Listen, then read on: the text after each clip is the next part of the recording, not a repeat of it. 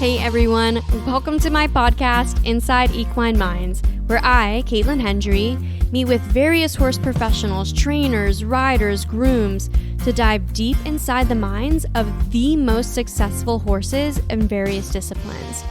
I'll take you behind the scenes from the horse's perspective to learn about how these horses are trained and managed in a way that strengthens their mental game and has fueled their massive success.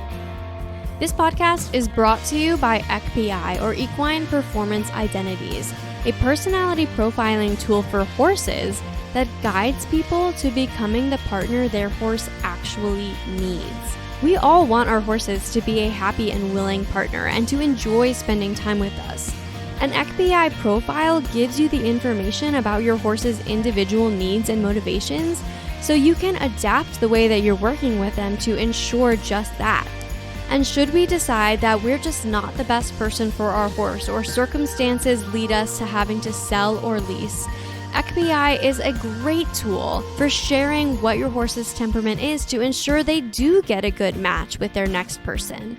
Or maybe you love your horse so much that you want more of them and you decide that you want to breed. An EQPI profile provides invaluable information about temperament, so you can really make sure you're looking at the full picture when you're choosing the best stallion or mare for your horse. Qredit Hilltop, also known as Qredit or Q, or in a cheeky sort of way, King Q, is our featured horse on today's episode. I will be speaking with Michael Bragdell about Q's personality, who has been his partner forever and rides for Hilltop, who also owns Qredit. Qredit is a super successful dressage stallion. In fact, in the USEF leading dressage sires ranking list, say that 10 times fast, he's been in the top 20 for the past 3 years. So very, very successful dressage stallion, but he's also very versatile because he has really successful offspring in many different English disciplines. So if you don't know about him, check him out. He's a 2008 Oldenburg stallion. And like I said, he himself does dressage and has a ton of accomplishments. Some highlights include he has won over 30 Grand Prix. He's won at dressage at Devon multiple times, both as a yearling, and he won the CDI 4-star and the freestyle at Devon. He's been the USDF Horse of the Year twice. He's been a champion at dressage finals in the intermediate 2, and he was reserve champion at the Grand Prix level. So yeah, very, very successful. He is now going to be enjoying retirement from competition life starting this year, but has had a very, very successful career. His retirement is very well earned and much deserved. And I'm really excited to talk to Michael about Q's personality because, like I said, Michael has been his partner for a very, very long time. So I really am excited to talk about what has led to their success together. But of course, before we do that, we need to make sure that we all have the same understanding of Q's EQPI personality profile. So let's just do a really quick overview of that. In order to get Q's profile, Michael went on and completed the EQPI input survey, which is available on the website, which is www.equineperformanceidentities.com. It's a really quick, about 10-minute online survey to give me your inputs, and then using Michael's inputs, I'm able to determine where Q falls on the 4 spectrums of behavior that EQPI measures. These 4 spectrums are independence, which is the horse's preference to control or comply; extroversion, which is the horse's preference to interact or isolate; stability, which is the horse's preference for predictability or variety; and then the last spectrum is the structure spectrum, which is the horse's preference for clarity or flexibility. In addition to looking at where a horse falls on each individual spectrum of behavior, what really gets down to the individual level of a horse's personality is when you look at how those spectrums relate to each other within the horse's profile. So let's go ahead and dive into Q's profile. For the independence spectrum, Q is on the high side, and high independence horses like autonomy and like control of their environment and of themselves. They therefore like to make their own decisions versus being told what to do. They also tend to be more self-confident and braver and are more motivated by what's in it for them instead of inherently wanting to please. For the extroversion spectrum, Q is on the low side, and low extroversion horses are usually more reserved and more quiet in their behavior and in their thoughts. They tend to not be as expressive, so they can sometimes be more difficult to read. They usually don't like to be fussed with that much. They don't necessarily want a lot of sort of in-your-face attention. And just like with people who are low extroversion, they will need time to themselves and to just be left alone in order to really rest. Q is on the high side for the stability spectrum.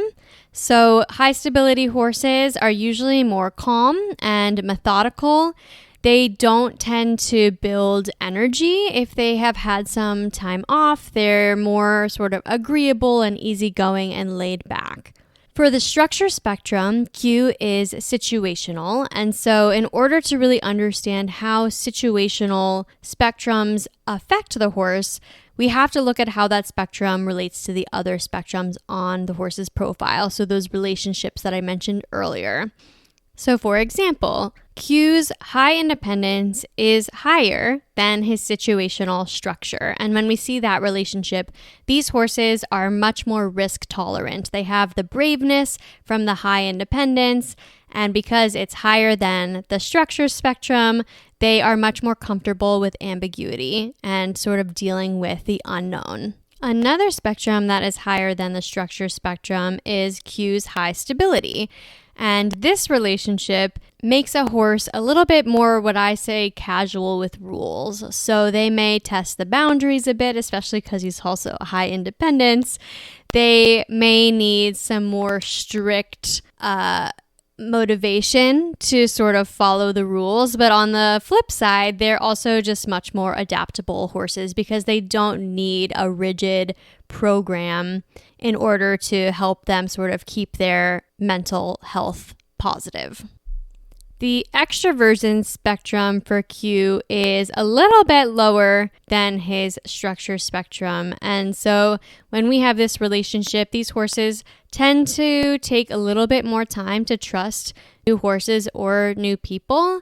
And this will be especially true for Q because his low extroversion is also lower than his high stability. And so he will really probably prefer to stick with who he knows rather than make new friends. And this relationship also sort of especially makes that low extroversion less expressive because of the calmness from the high stability. So yeah, just a much more sort of stoic, easygoing, quiet horse. The last significant relationship that we haven't talked about yet is the relationship between Q's high independence and his low extroversion.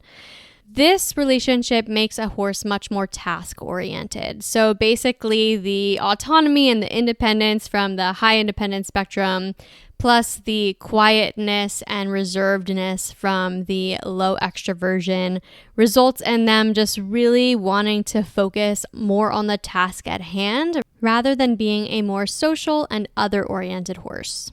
If you want to see Q's equi profile in more detail, it is available on the Inside Equine Minds Patreon account, as well as all of the other horses that have been featured on this podcast. Now, without further ado, let's talk to Michael and get his take on Q's personality. So, Michael, you have known Q for a very long time, so it might be difficult to choose just one thing, but if you had to choose one thing from Q's personality that you find the most endearing, what would that characteristic be? I read that question and I thought about it a lot, and it's a little hard to pick something specific. I mean, I think it is a long time with one horse. He's 17 now. I've had him since he came here when he was a weanling. I think it's just it sounds weird to say the love-hate relationship between the two of us, but we kind of grew up together, right? I know that doesn't necessarily say directly a personality trait, but it's the relationship between the two of us that makes it special. Yeah. And you said love hate. Tell me more about that dynamic. Well, it's growing up together, he learning how to go under saddle, how to be a horse that knows how to walk, trot, canter, and eventually a horse that learns all the movements for the Grand Prix and then goes out and competes the Grand Prix. That takes some time and patience and mistakes, lots of mistakes. He was your first Grand Prix horse that He was you my fully first Grand Prix developed. horse, yeah, that I Yeah. developed from the start. I had an opportunity to sit on a Grand Prix horse before him, but it's not the same thing to sit on a Grand Prix horse and then try to teach a horse how to do one tempies, how to do piaffe passage. So along the way, I did many, many mistakes. You can't hang your head over it. You move on. You learn a lot from that. Hmm. And then I think the biggest piece is what he has given me over our careers, and it helps me develop the next horses hopefully better. Learning from the mistakes is huge. Yeah. And how do you think Hugh handled his role in that learning process? I'm sure he questioned sometimes what I was asking. How would he do that? Like what if he didn't understand or wasn't sure what was his response? Like no response, probably. Uh, he was never, he was always, he was very easy to start. I had no problem starting him. I've started quite a few horses over the years, and for me, he was quite uncomplicated to start. What was right and what was wrong is hard to say because along the way, especially when I got to the part of teaching him the upper level movements, the responses that he gave me was answers to questions that I asked, and sometimes they were the wrong answer, and sometimes they were the right answer. I think he always enjoyed the work. Otherwise, we wouldn't have been where we are today. Hmm. I think if you have a system when you train the horses and you find a way to make them understand when they do something correctly, it's very rewarding from a training point of view when you can see the excitement in the horse. And it doesn't have to be that they are nickering or anything like that. It's just the expression in their face and the way they carry themselves when they've done something that you are very excited about, very proud about. Yeah. I mean, how does Q express it? I think when he gets really excited about stuff, he puts a bigger effort into it. Like a place that I know that he always thrived was Devon. The last time I showed at Devon, we're getting ready. I think we're just doing the Grand Prix. It wasn't even the freestyle. He loves the freestyle, but in the Grand Prix, like they are announcing that we are coming in, and then the crowd starts getting riled up, and he's like ready to rock. Like he wants to go in the arena, and I'm like, well, we can't go yet. Like the gate steward hasn't let us in yet. You gotta hold on a second.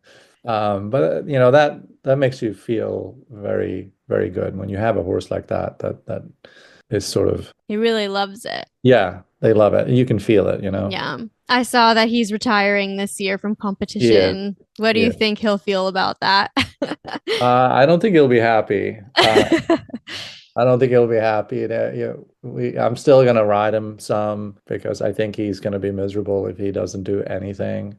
He loves his turnout and he loves to boss all the other stallions around. He still gets to go to a breeding shed. So now he's a breeding stallion full time. I don't know if he always loves it. That's too much work, but Yeah. I hear a few things. I hear some of his high independence with just well, you said like bossing the other stallions around. That could be interpreted as high independence. yeah, Because high independence horses do like more autonomy and more control. I don't like to say dominance just because I that term can be interpreted in different ways, but yeah, yeah. um they like to have a sense of control over their environment and they usually have a lot of self-confidence. They Yeah. don't necessarily need to rely on others for confidence.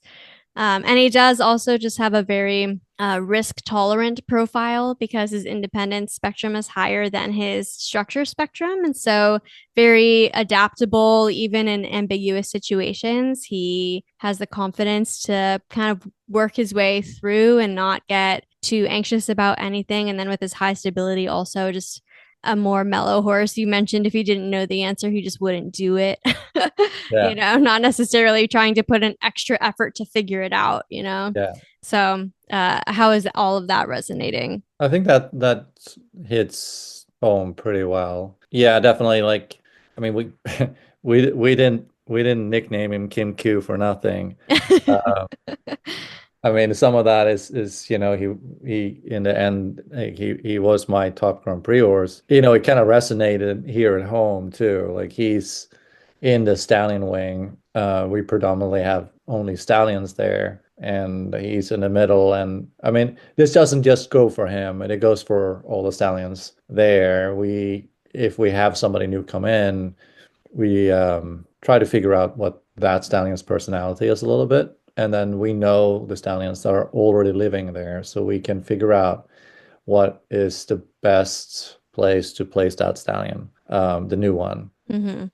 And the way we have it in our stallion wing is all the stallions can touch. So there are open walls. They can, touch between the bars. And it has been very simple to introduce a new stallion to the mix. Like I said, Q will have a word or two about somebody new coming in his territory, but and there'd be some squealing and kicking, but it's like Mm-hmm. it's the normal stallion behavior. It is usually over in less than 5 minutes. Mm-hmm.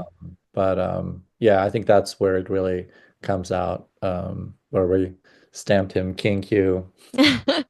And with stallions that he already knows, what's the interaction like? It's pretty, I mean, it's pretty laid back. How would you say, if you had to describe Q socially, what would you say about him? Socially with people or socially with horses? Both. Is it Oh, different? I'm yeah. always curious how it differs between people versus horses. Yeah.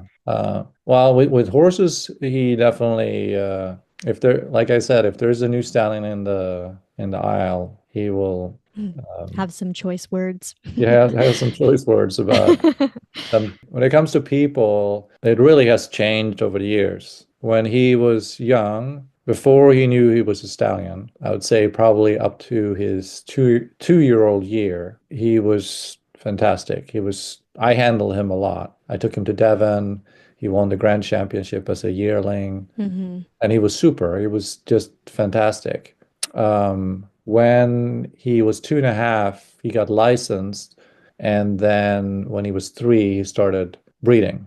And he was fully aware of him being a stallion, and it brought out a different personality in him, which it usually does with the stallions. He started testing the boundaries of with the people and say, okay, with Michael, for example, I have to walk a straight line out to the paddock. But when so and so takes me, I'm going to see what the boundaries are. Are the rules the same or is it different because you're a different person? Mm. That's probably where some of that, when I said casual with rules, he's like, I know that with Michael, I'm supposed to walk straight, but Yeah, with other people, yeah, pushing the boundaries a bit. yeah, and then I think that really came out there when he started breeding at 3. But then, like, I think the more educated he got in the training, that became less of an issue. I think when I really started showing a lot, then he had his set person. He had his rider and he had his groom. And I think that for him, I don't know, I think it grounded him a little bit. I don't know if that's the right word or not. I think you mentioned something there in your profile too. Yeah, I was just going to say his extroversion is on the low side and then his stability is on the high side. And when you see that relationship between those two spectrums, they do tend to kind of want to stick with who they know. They're Yeah, not going to yeah, be sort of like an eager in your face extrovert. You yeah, know, they're yeah. like, these are my people. I know my people. I want to stick with my people. Yeah, I think that one described it quite a bit. Like he has always been that way. The people that he's familiar with is the ones that he does the best with. Now, with that said, like he's not one that is big on, Maya's been my groom for I think almost 3 years now, and I think it lately, she can go in and, sit with him if he's laying down, but like in general, he does not like that. Like He's like, leave he me wants to alone. be I left am alone. napping. Yeah, like leave me alone. Like don't come here and cuddle me. That's just not him. But it Yeah. Even with people he knows, like, does he Yeah, let you cuddle with him? He's just, yeah. no. I mean, I I'm not much of a cuddler, so maybe I was cuddling a little more. Maybe it's a reflection of me. I don't know. Right? So what aspect of Q's personality would you say is the most difficult to manage or any interesting quirks he has? Yeah, I don't know. I'm drawing a blank. He doesn't strike me as a super quirky profile. No, Like like I he's mean, kind of he's very calm. He's straightforward. He's very yeah. straightforward and always very calm. We've been all over the place and showed, and not much really sets him off. Hmm. He's always very steady Eddie. I guess like one thing that maybe is not so good is that he is a little stoic. So if something bothers him, it's hard to like if there's something physically bothering him, right? Hmm. Like he's got a stiff shoulder or whatever. He might not, I don't know, like Doesn't you have to communicate kind that of as figure that well. out, Yeah. Yeah, I think that's some of the low extroversion. High extroversion horses are very expressive. And Yeah, so when if there's something bothering them, they'll yeah. usually not Like they'll credit is tell you. like, yeah, like if he's like stiff, like he's just gonna keep on working. He's not gonna, be all like, oh my God, I can't move. He's just gonna keep at it. And, probably what I'm feeling when I'm riding, I'm like, man, you're really stiff on this side, and that's kind of Yeah. him. Okay. So related to riding Q, Yeah. what are some pointers that you would give somebody else to get the best ride out of him? Are there any certain things that you do to accommodate his personality when you're riding? I don't reason I'm laughing, I don't know if I really do anything specific for him. It's more what the program I have for the horses. Because it is fairly the same for everybody. What makes it different is it a 4-year-old or is it a Grand Prix horse? Now with Q and especially looking the last few years as showing a Grand Prix, I found it very important that I wasn't saying, okay, I need to go in the ring and I need to school everything every day. I need to be able to keep it fresh and maybe hit something that I want to work on and then leave it at that. And in between things, I'm doing conditioning, going out on the galloping track, hacking, but Mm-hmm. that goes for all my horses. Like I Yeah. don't I don't do that specifically for him. I think it's important for the horses to go out and hack and do the hills and be conditioned and be able to gallop. And I think when he was younger, I always thought that he would not handle hot weather very well. But then in the recent years when I showed him, it's been so hot in the summers here, and he actually has excelled. So that You didn't didn't think hold he'd true. like hot weather because he has a more mellow personality? Yeah, yeah. But he actually he's had some great shows when it's been like super hot. Yeah. So that theory went out the window. Well, I'm curious, are there other things that you do that you think led to that result? No, I mean if it's I think what changed in the end was me just learning to ride him better. Just improving in our relationship and improving, like me understanding how to ride the Grand Prix movements and get the most out of him. The fun thing is when you've gotten a horse to Grand Prix, then you can say, okay, I don't have to teach the horse anything anymore. Now I got to work on improving each movement. And then it is that in itself is a challenge for every horse and for every rider too, I think. How do you how do you make the tempo changes better? How do you make the pirouette better? Now they know the pirouette, but how can I make it better?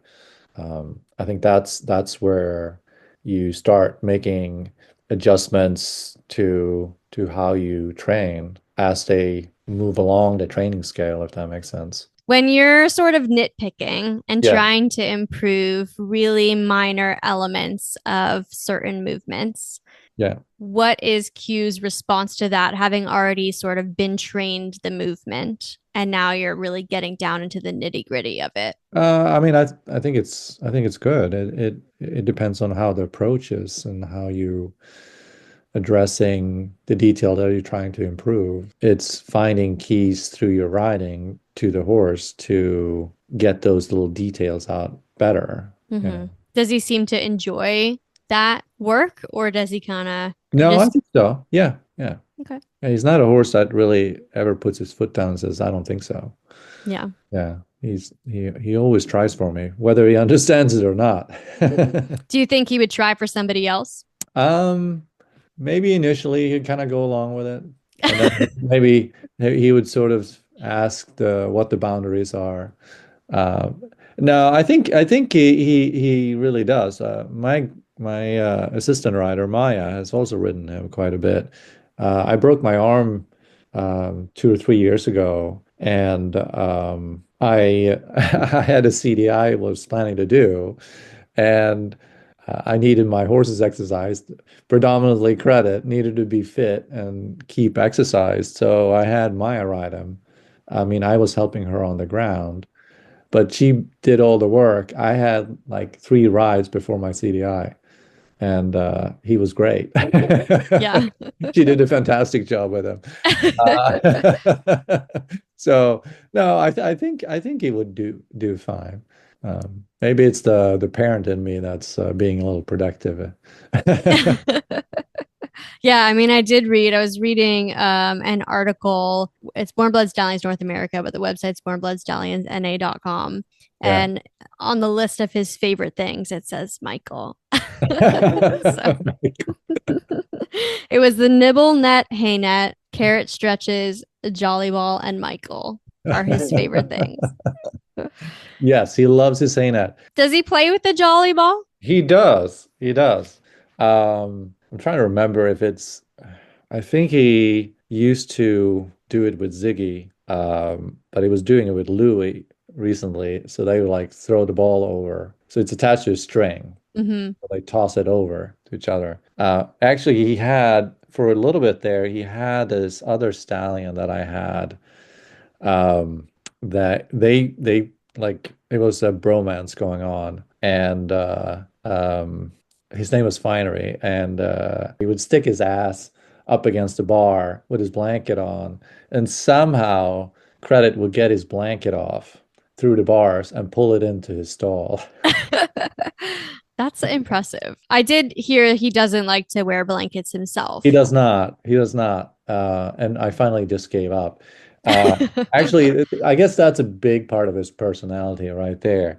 When he was 3, I think it started when he was 3. So I had another stallion the same age, and I was starting them at the same time. And when the footing was bad, we couldn't turn him out. So I would turn him out in a round pen. So I'd be riding in the indoor, and we have glass around the whole indoor so you can see out. And on the one side of the long side is the round pen. So you can see the round pen, you can see the horses in there.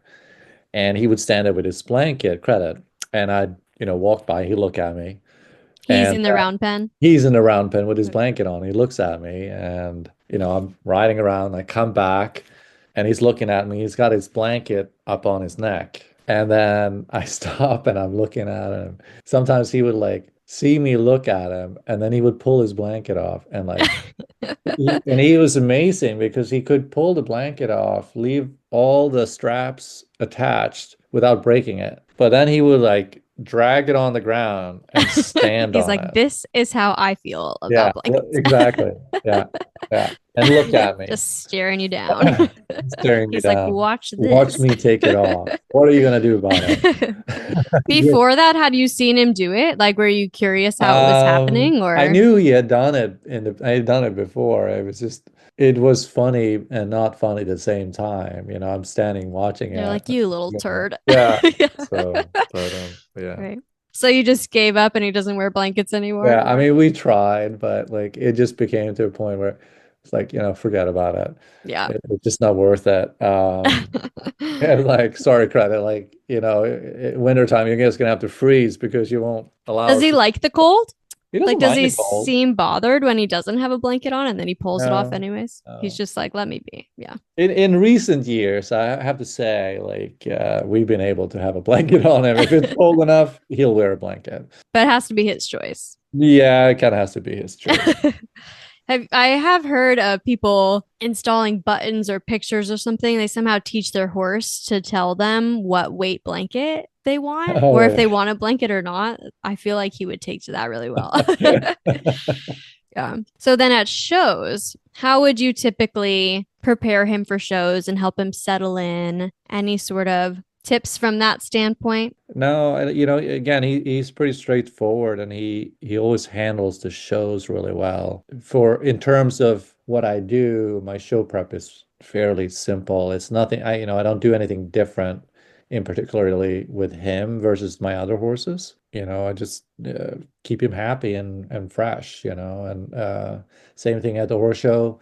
He settles in very easily. Again, it's a stallion, so that I think that the biggest thing for me with having breeding stallions that are showing is always making sure that the stabling is working All the locks in our work. favor. Yeah. Yeah.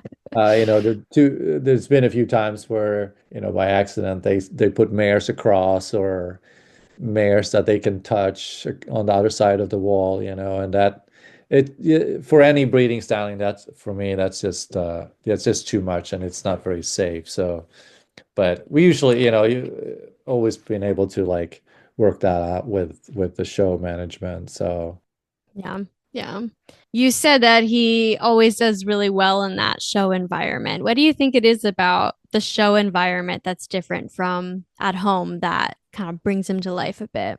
I don't know. Like I think he just likes to maybe show off, I think the stallions for the most part tend to be a little bit like that. Yeah, I think that's just yeah, showing off. I mean, I think that they love doing that. To be in the spotlight a To bit. be in a spotlight, yeah. Yeah. I wonder if that's some of his high independence. He's not high extroversion, but I wonder if some of the high independence of that self-confidence and Yeah. sort of being the center of attention, even though he doesn't like, the personal space attention. Yeah, The yeah, yeah. attention from afar. He's like, Yeah, no, yeah, it's all exactly. about Yeah. me. Yeah. Yeah. Yeah. Do you find you said that seems to be similar with many stallions? Yeah, I'm just curious about that. Wondering like kind of the overlap between hormones and personality. Is it Yeah, yeah, what's the because people always ask me about mares too. They're like, well, she's like this when she's in heat and she's like that when she's not, and yeah, is that should I consider that as part of the personality or are we just kind of chalking that up to hormones or yeah, I'm just yeah. curious what your thoughts are. Yeah, no, I think it is true for most stallions. I mean, you always have the one that's off the spectrum, right? Or the deep end and does not fit sort of the typical stallions. But Louis is the same way. He loves horse showing. He's a totally, I mean, he's great training at home, but there's just this extra spark in him when he goes to horse shows. He lights up and he knows it's showtime. And I love riding that. It's so much fun. You might not know what you're doing, but you feel like $1 million when the horses Yeah. are, just like puffed up, and they love that. It feels like they love that attention, Hmm. and the way they carry themselves and the way they move. Yeah, I think for the most part they tend to be excited about the horse show. Is it, again, do they understand it's a horse show, or is it because there's other horses they don't know that it's there, right? And they, Yeah. It's a change of pace, a new, not just home. Yeah. Yeah. I don't know. I don't know the answer, but yeah. that's why I love having these conversations because Yeah. I find it fascinating. So, Yeah. so I did see there was a Dressage Today article where you mentioned when you first started doing handling at Devon, you were a jumper rider. I was, yes. So how did you get into dressage? Q wasn't your Was he your first dressage No, he horse? wasn't my first dressage horse. It was really by chance. I came to Hilltop as a working student, and I was taking, I think you call it sabbatical from school. I had gotten I have a mechanical engineering degree from Sweden, and I was just taking some time off. I was sort of worn out from school, and I wanted to kind of travel and see the world, and what better way to do it than work with horses. So I was in England first, and I worked at a jumping breeding farm, and we exclusively had jumpers. And then there was an opportunity. I really wanted to come to the States. And the only place that had gotten back to me was Hilltop Farm. It was a dressage barn, but I thought, well, they must have a jumper out there somewhere. Um, so I can do dressage for a year. That's fine. Meanwhile, they're probably like, hopefully we can convert him. Yeah, so I and things kind of went a different way once I got here. There was an opportunity to study, and so I ended up taking a business degree here in the States while working at Hilltop, and then they offered me a job, not as a rider, as a bar manager. I think I went through periods where I really thought, maybe I should just give this riding stuff up. Like, I mean, I love the horses, but at that time when I was managing the barn, I wasn't really riding a whole lot, and I was handling horses a lot for inspections and breed shows, but for me, it wasn't enough. And yeah, I kind of had doubts of like if this really was the career path I wanted to take. Sometimes when I look back at where I started and where I'm at, it's sort of funny, I think, in many ways. I mean, I'm excited to be doing what I'm doing, and I sometimes I can't believe I'm doing what I'm doing, but So if you had to go back, would you still do dressage? oh yeah, yeah, for sure. I mean, I do miss the jumping. I jumped Q. I had to get him ready for his 70-day test, and he's a phenomenal jumper. He's got a bunch of great hunter babies. Yeah, I jumped him 1.20 m, and he's such scope. It was really exciting. I was working with a hunter trainer at the time. She was helping me out. She was great because she's sort of hunter slash jumper, so she understood me a little bit, my background, and really played to my background of being a jumper, and then like she understood the prep for the 70-day test, so that it's a little different than like hunter riding. It's more geared towards jumpers. Hmm. But yeah, that was quite fun. It was really fun jumping him under saddle. I do miss it every once in a while, especially if I see some jumpers going. I'm like, oh man, maybe I should pull out my saddle and jump somebody. But it's as I learn more and have newer horses, dressage is it gives you a different appreciation for the horses. I think riding a dressage test is there's so much more to it. Horses are incredibly smart. It's amazing what you can teach them. As long as if you can find a way to break things down in a very simple and basic way, it's almost no limit to what you can teach them. Mm-hmm. And I find it really exciting when they get into what you're trying to teach them, and when they are searching for the answer to the question that you're asking. It's Mm-hmm. so exciting. And when they realize they have given the right answer, you can see it in their eyes, you can see it in their expression. I don't know, that for me is so rewarding. Yeah. So you said you jumped Q. Mhm. Which discipline do you think he would choose? I don't know. He probably could have gone either way. Do you think he would have liked one more than the other? I don't think so. I think it really depended on who his person was, I think. Hmm. If he had the right person, he would love jumping. It's difficult to say that now, right? Now he went down the Yeah. path of a dressage horse, but yeah, I think he would be fine either way. What about his personality do you think helped him be so successful as a dressage horse? Oh, I don't know. He always tries. I think that's I always felt he did try. When it didn't work, I think though for me, I always blame myself. If something didn't go right, then it was something that I did not communicate correctly. Mm-hmm. And I think that is very true. Yeah. Yeah. There's always something to learn. I'm sure he appreciated that too, because I think his probably high independence would be like, you told me the wrong thing. Yeah.